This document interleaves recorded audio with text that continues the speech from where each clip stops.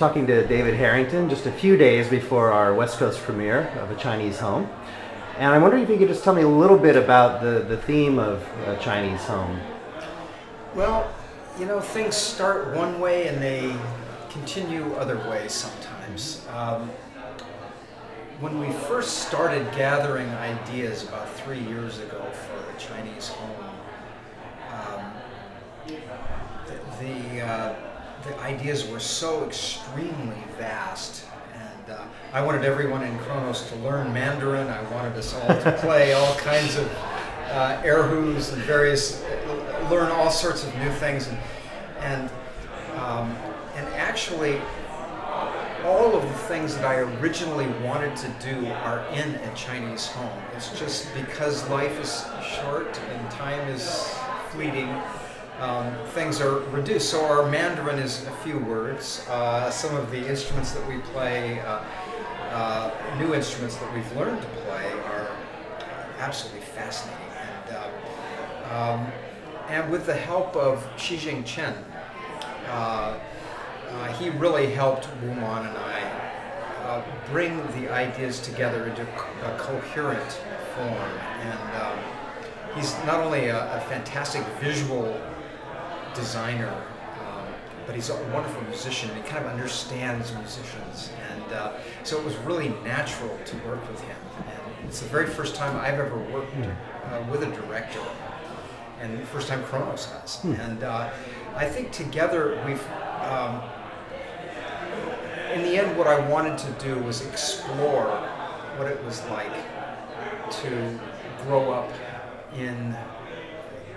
during the Cultural Revolution in China. And for those people that have seen A Chinese Home and grew up in Mao's China, in the Cultural Revolution, I've been told there's nothing that they've ever seen that's quite as true to what it really was like. And so with a lot of help from Wuman and Xijing Chen, and a lot of listening to the vast world of the music of China and all the sounds, we put together an immense library of sounds, actually, that we collected. And I'm very happy with this piece. For me, it takes Kronos to, in the scope of our work, I think it really sets a new high point for us. I'm so happy that we're going to be playing this. Now it's a piece with multiple composers, correct? Well, there really isn't a composer. Basically, I think you could say that I curated it along with Wuman and Xijing Chen. I think that would be the best way to turn this. And we used as much of the world of Chinese culture and music as we could possibly put together to give a sense of just the kind of the hugeness of what Chinese history and music and sound is. And there are so many layers. And for me, one of the things I value the most in what we've done is the idea that nothing really disappears. And so anything you hear near the beginning of the piece comes back. Everything keeps coming back in various ways. And it might be refracted or kind of broken up in new ways. And for those of you that come to the show, be sure to check out the music, kind of the sonic design between Ghost Opera and A Chinese Home. There's about a half an hour of during the intermission.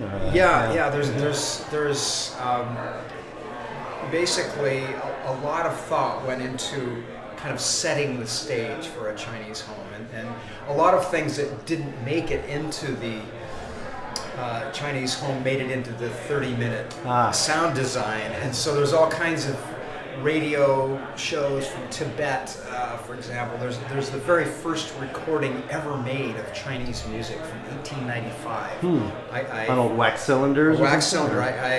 There's a collector that found that for me, and we had it transferred. And I wanted to figure out a way to get it into the actual piece, and I couldn't figure out a way. But it's in you'll hear it. It's in the prelude music. Speaking of technology, I learned in the New York Times review of your Carnegie Hall performance that Wu Man employs some wah-wah pedals and other effects. Well, what was that? Is that a new thing for her, or? Yes, it is a new thing. She's never done anything quite like that in concert, and I mean, one of the things that I wanted to do was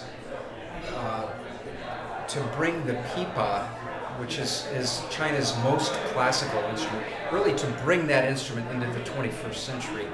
And we did that by asking Walter Katundu, who's a wonderful instrument builder and this marvelous creative force who lives in San Francisco.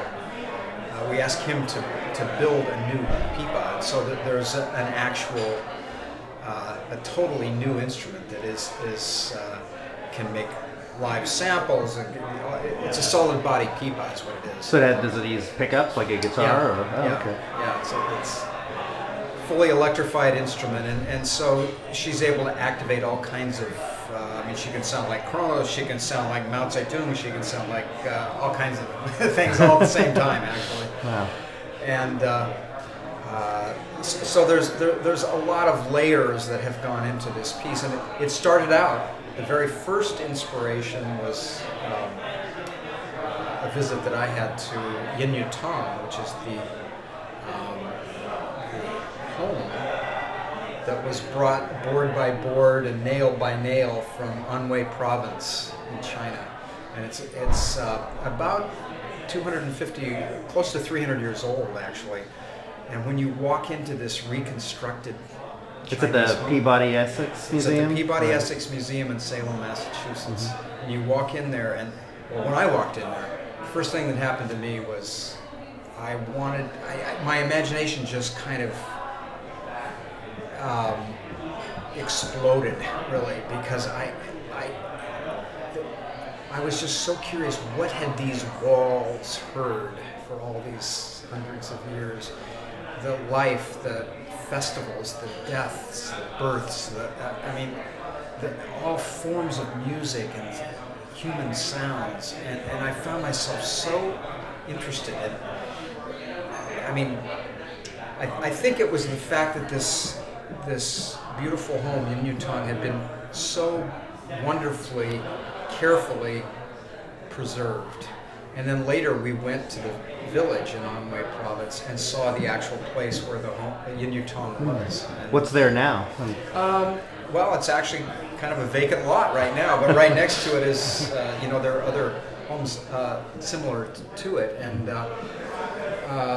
in China, during the Cultural Revolution, most architecture like that was destroyed. And so it's a very rare thing, and it's fantastically beautiful. Just wonderful. So quite literally a home away from home now, yes, in memory. Well, thank you so much, and we're all greatly looking forward to the premiere on this Saturday. Thank you.